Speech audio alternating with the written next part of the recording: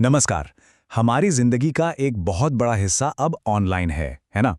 Banking, shopping, दोस्तों से बातें, सब कुछ।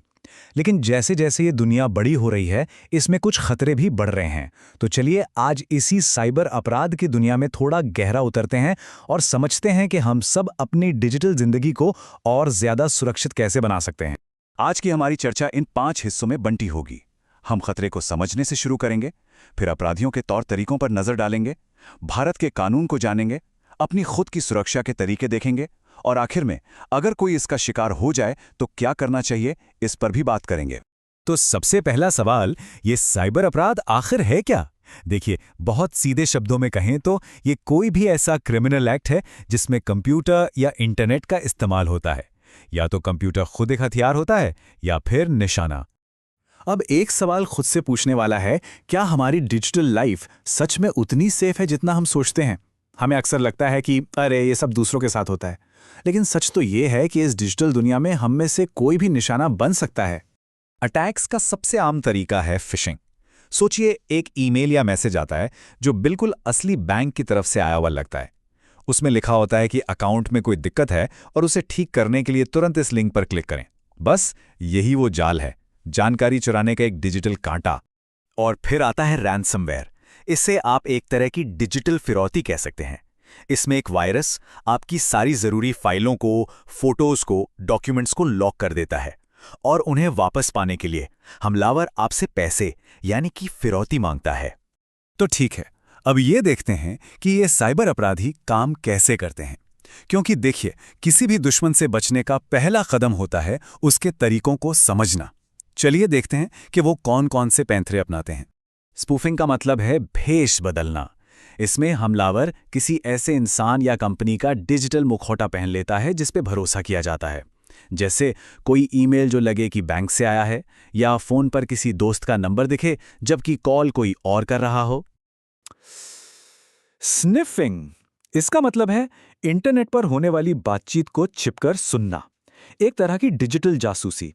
खास तौर पर जब कोई किसी पब्लिक वाईफाई से जुड़ता है तो हैकर्स बीच में बैठकर उस कनेक्शन से गुजरने वाले डेटा जैसे कि यूजर नेम और पासवर्ड को चुरा सकते हैं।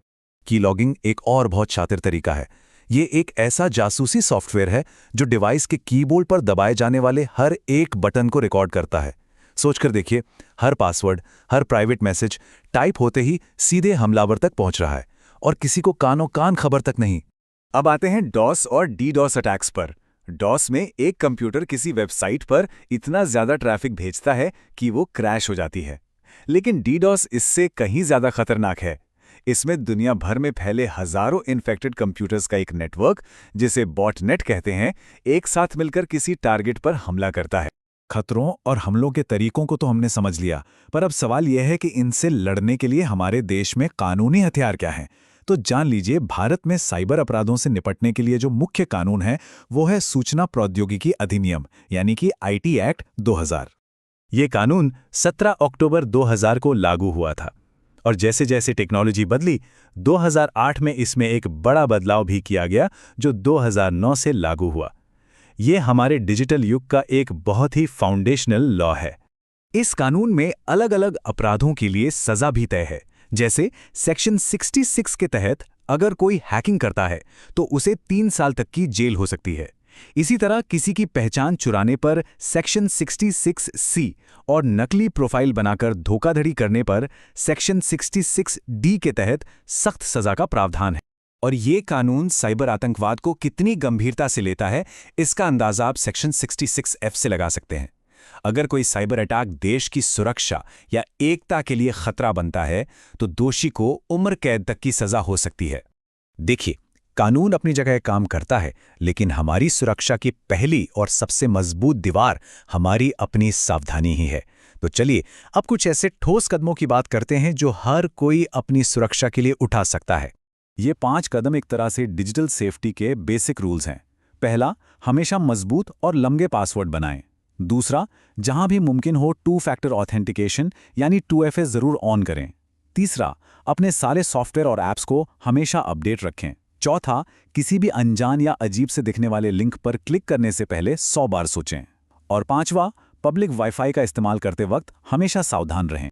और अब हम आते हैं सबसे जरूरी सवाल पे कि अगर इतनी सावधानियों के बाद भी कोई साइबर क्राइम का शिकार हो जाए तो क्या करना चाहिए। सबसे पहली बात, घबराना बिल्कुल नहीं है।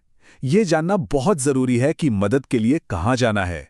ये नंबर सभी को याद रखना चाहिए, 1930। ये national cyber crime helpline number है। खासकर अगर कोई भी पैसों से जुड़ी ऑनलाइन धोखाधड़ी होती है तो सबसे पहले इसी नंबर पर फोन करना चाहिए। मदद पाने के कई रास्ते हैं। हेल्पलाइन नंबर 1930 पर कॉल की जा सकती है। cybercrime.gov.in पोर्टल पर जाकर ऑनलाइन शिकायत दर्ज कराई जा सकती है, या फिर अपने नज़दीकी पुलिस स्टेशन के साइबर सेल में भी रिपोर्ट लिखवाई जा सकती है। और हाँ, पर्दे के पीछे भारत की दो बड़ी एजेंसियां 24 घंटे काम कर रही हैं। CERTIN यानी Indian computer emergency response team और I4C यानी Indian cyber crime coordination centre, ये दोनों मिलकर पूरे देश के साइबर स्पेस को सुरक्षित रखने में लगी हैं। तो इस सारी बातचीत के बाद अब एक आखिरी सवाल, अपनी डिजिटल सेफ्टी के लिए आज अभी ऐसी कौन सी एक चीज़ है जिसे बदला जा सकता है? क्या वो एक कमज़ोर पासवर्ड है या किसी ज़रूरी अकाउंट पर 2FA ऑन करना है? जो भी हो, आज ही अपनी सुरक्षा के लिए एक छोटा सा कदम ज़रूर उठाना चाहिए।